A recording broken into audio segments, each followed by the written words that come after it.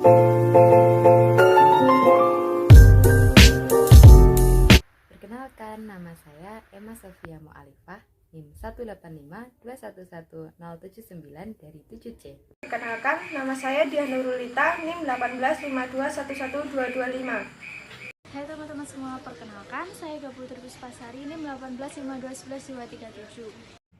Jadi di sini kita akan belajar tentang penulisan komunikasi bisnis, perencanaan pesan bisnis, pengorganisasian pesan-pesan bisnis, dan revisi pesan bisnis.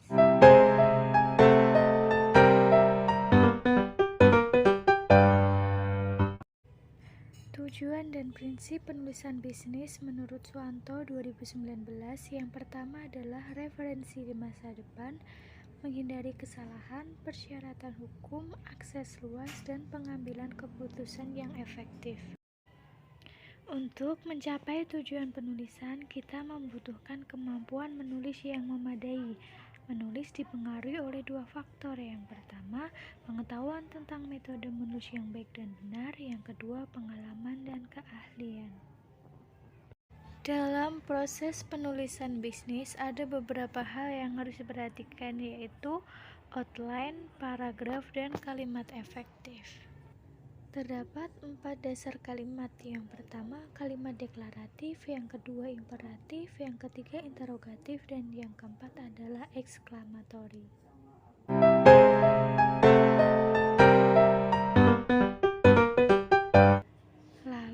Apa sih yang dimaksud dengan perencanaan pesan bisnis itu? Jadi, perencanaan pesan bisnis merupakan langkah strategis bagi pencapaian tujuan organisasi secara menyeluruh dan merupakan salah satu faktor penentu keberhasilan komunikasi. Pesan-pesan bisnis yang terencana akan mempermudah tujuan pencapaian komunikasi bisnis. Proses penyusunan pesan bisnis, yang pertama perencanaan, yang kedua komposisi, yang ketiga revisi. Yang pertama perencanaan, di mana perencanaan meliputi hal-hal yang mendasar seperti tujuan atau maksud komunikasi, audiens yang akan menerima pesan, ide pokok yang disampaikan, dan saluran media yang akan digunakan. Yang kedua adalah komposisi, di mana erat kaitannya dengan penyusunan dan pengaturan kata-kata, kalimat, dan paragraf. Gunakan kata-kata yang sederhana dan mudah dipahami. Yang terakhir adalah revisi. Revisi merupakan seluruh maksud dan isi pesan harus ditelaah kembali apakah sudah sesuai dengan rencana atau belum.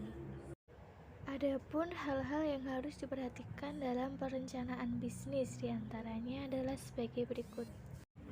Penentuan tujuan, analisis audiens, menentukan ide pokok, seleksi saluran komunikasi dan media. Jadi, kita harus menentukan tujuan dengan jelas, kemudian menganalisis audiens seperti profil audiens, latar belakang audiens.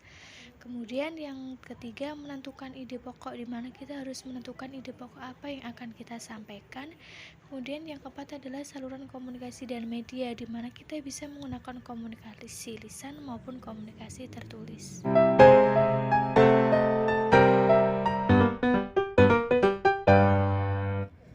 Pengorganisasian pesan-pesan bisnis yang baik akan mempermudah pencapaian tujuan komunikasi bisnis.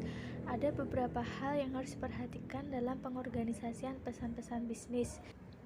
Salah satunya adalah adanya pesan-pesan yang tidak terorganisasi karena bertele-tele, adanya bahan yang tidak relevan, kemudian tidak logis, dan adanya informasi yang tidak penting dalam pembahasan. Adanya pengorganisasian pesan yang baik akan memudahkan pesan diterima oleh audiens. Ada 4 hal yang harus diperhatikan dalam pengorganisasian yang baik. Yang pertama, subjek dan tujuan harus jelas. Yang kedua, semua informasi harus berhubungan dengan subjek dan tujuan. Yang ketiga, ide-ide harus logis. Yang keempat, semua informasi yang penting harus sudah tercakup. Pengorganisasian pesan-pesan melalui outline. Adapun proses yang digunakan untuk mencapai agar pengorganisasian berjalan dengan baik. Yang pertama, pendefinisian dan penggolongan ide-ide. Yang kedua, penetapan urutan ide dengan cara perencanaan organisasional yang terpilih secara hati-hati.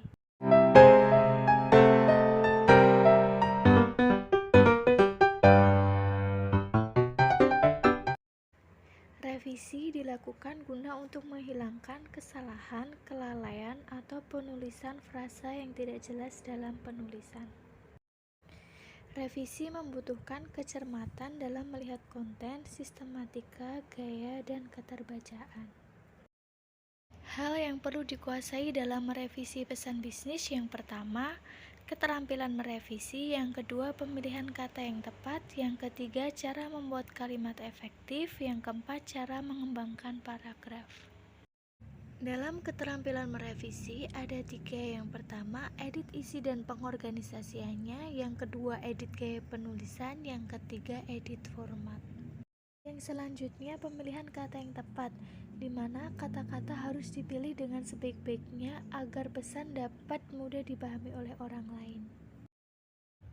Cara membuat kalimat efektif. Dalam menyusun kalimat efektif perlu diperhatikan kesatuan pikiran, kesatuan susunan, dan kelogisan, di mana pada setiap kalimat harus terdiri dari subjek dan predikat.